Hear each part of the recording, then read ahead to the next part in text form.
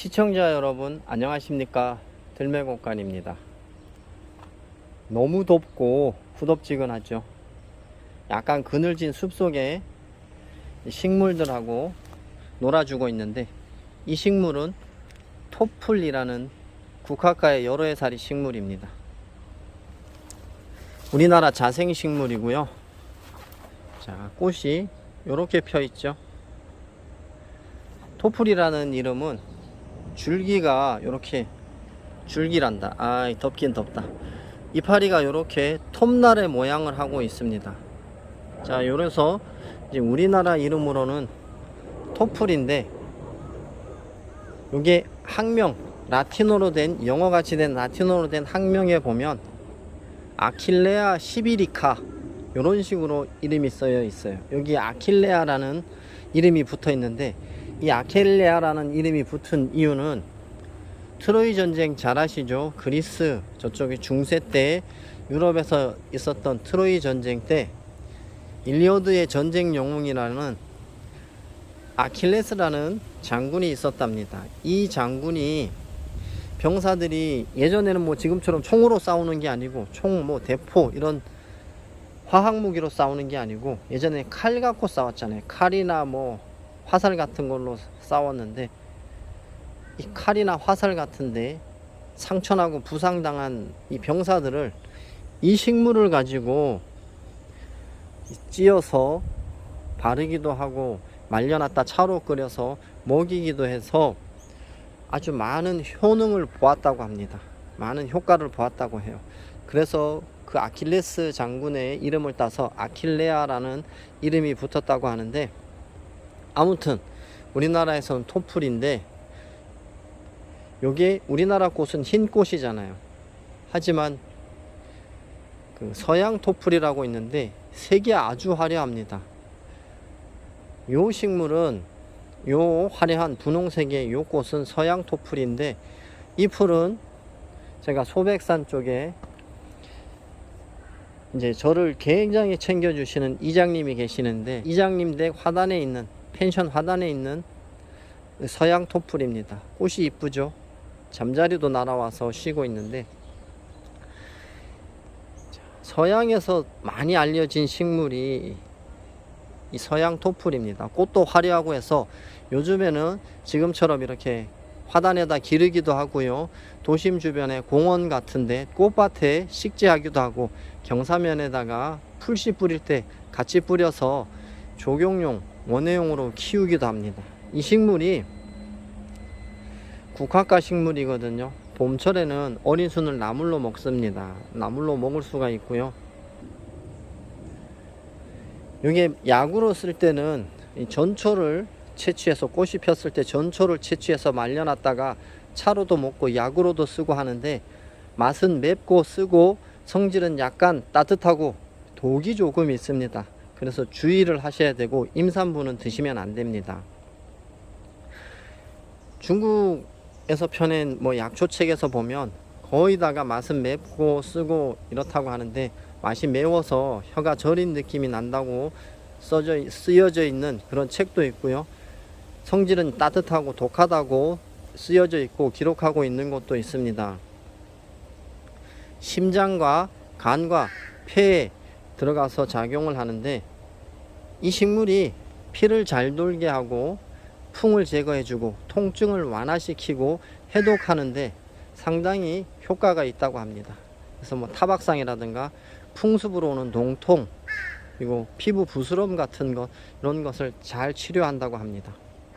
중국 약초책 기록에 보면 이 건위제, 위를 튼튼하게 하는 건위제로도 썼고요, 강장제로도 썼고, 통증 이런 것을 피를 잘 돌게 하고 통증을 멈추는 효능이 뛰어나서 치질약으로 쓴 그런 기록도 있습니다. 찧어서 바르거나 아니면 술에 담가서 상처 부위를 이렇게 소독하거나, 또는 가루 내어서 말려놨다가 가루 내어서 이걸 개어서 상처 부위에 바르는 그런 형식으로 많이 사용했다고 합니다. 요게 유럽 중세 때부터 사용하던, 민간에서도 사용하고 뭐 전쟁터에서도 사용하고 하던 약재니까 약리 실험을 해봤는데, 강한 지혈 작용이 있고요. 소염 작용이 있고 항알레르기 작용이 있다고 밝혀졌습니다. 혈액순환을 잘하게 한다고 했잖아요. 타박상 뭐 어디 부딪히거나 하면 멍들고 하잖아요. 이럴 때는 피가 잘 돌면 이 타박상이 금방 치료가 되는데, 그리고 또 풍습으로 아픈데 이 비장 속에 뭐가 뭉쳐 있는 것 같은 적취, 뭐 부스럼 이런 데도 많이 썼다고 알려졌는데, 양리 실험에서 이런 증상을 치료하는데 효과가 있다고 알려져 있습니다. 하루 6g에서 12g 정도를 물로 달이거나 아니면 우려내서 먹는데, 외용약 이 피부에 바를 때는 이 찧어서 붙이거나 가루 내어서 뭐 다른 기초제에다가 이렇게 바르는데, 우리나라는 그 바세린이라는 연고 있잖아요. 바세린에다가 같이 개어서 바르면 괜찮을 것 같다는 생각을 해봅니다. 소염 작용도 뛰어나다고 했는데, 급성 외과 감염증, 급성 충수돌기염, 급성 충수돌기염은 맹장염을 말하는 것 같아요. 그죠? 그리고 급성 장염, 유선염, 편도선염, 임파선염 이런 염증을 억제하는데 상당히 효과가 뛰어나다고 합니다. 항균 작용도 있는데 황색 포도상구균, 대장균, 녹농균, 이질균을 억제하는 효능도 있다고 합니다. 서양에서는 요 식물 잎하고 꽃을 말린 것을 야로우라는 이름으로 부르는데, 옛날부터 상처 치료약으로 많이 알려져 있다고 합니다. 학명에 아킬레아라고 쓰여 있는 그 아킬레아라고도 통용이 되는데, 이 관상용으로도 많이 알려져 있고, 이 꽃이 아름다워요. 서양 토플은 꽃이 굉장히 아름답고, 색깔이 분홍색만 보라색만 있는 게 아니고 다양하게 있습니다. 우리나라에는 보라색하고 이 흰색만 들어와 있는데 더 다양한 그 색의 요 토플이 있다고 합니다. 그리고 화단용이나 절화로 재배할 때는 아킬레아라고 부르고, 약용의 허브로 쓸 때는 야로우차라고 한다고 하는데, 둘 다 동일한 식물이니까 혼동하지 않았으면 좋겠습니다.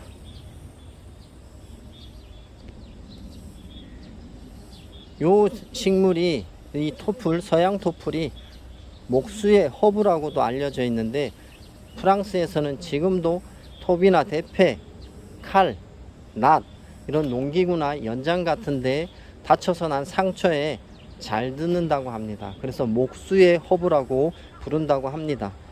살균력, 수렴력, 지혈력이 있어서 이 베인, 상처 같은데, 그리고 코피 이런데 이제 지혈 작용이 굉장히 뛰어나고요. 이 소독하는 그 작용이 있다고 합니다. 1차 세계대전 때도 이 풀을 들에서 많이 있으니까 이 풀을 채취해서 부상병들을 치료하고 이용했다고 하는데, 이 풀 두들겨서 즙을 내서 상처에 붙이기도 하고, 또 여유가 있을 때는 말려놨다가 가루로 만들어서 뭐 고약을 만들어서 쓰기도 했다는 그런 일화가 있습니다. 소독하는 데도 썼고 차로도 마시고, 차로 마시면 강장작용, 강장 효과도 있어서 식욕을 증진시키고, 또는 감기가 나서 열이 날 때는 이 발한작용도 해준다고 합니다. 해열작용도 하는 그런 식물로 알려졌고, 류마티스를 치료하는 그런 치료 효과도 있고, 고혈압 치료에도 쓰이고, 치질에도 쓰이고, 신경통에도 쓰였고요. 생잎을 씹으면 치통을 먹게 한다고도 알려져 있습니다.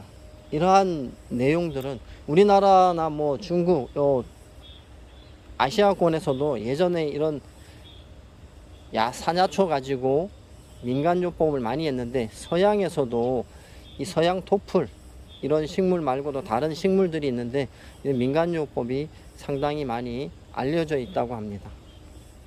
제가 오늘 이렇게 좀 과도하다 싶을 정도로 요 효능을 좀 설명을 했는데, 이 서양 토플 꽃도 예쁘고, 서양에서는 아주 오래전 중세전도부터 쓰던 그런 약초이자 화초입니다.